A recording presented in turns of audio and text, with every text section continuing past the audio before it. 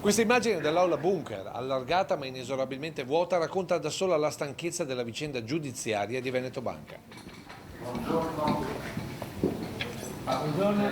Presenti questa mattina maestra i giudici, la Procura Generale e gli avvocati delle parti civili chiamati dalla difesa di Vincenzo Consoli all'appello sulla sentenza di condanna del Tribunale di Treviso. Tutti aspettavano almeno per la prima udienza e, come per la Popolare di Vicenza, almeno un drappello degli 80.000 soci risparmiatori che hanno perso in tutto o in parte i propri soldi nella banca di Montebelluna. E invece il vuoto, condito anche dall'assenza di tanti avvocati blasonati del primo processo, segno inequivocabile di come tutta la vicenda abbia perso lo smalto iniziale.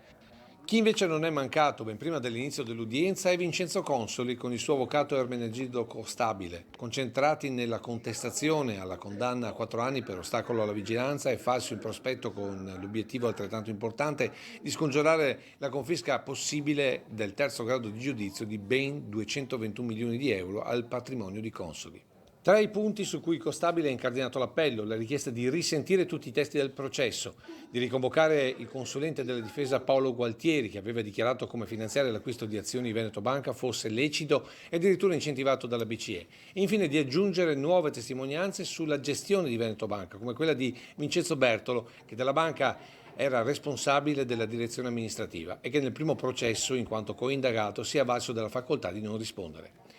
Prima udienza durata oltre 3 ore, al termine della quale tutto è stato aggiornato al prossimo 26 ottobre.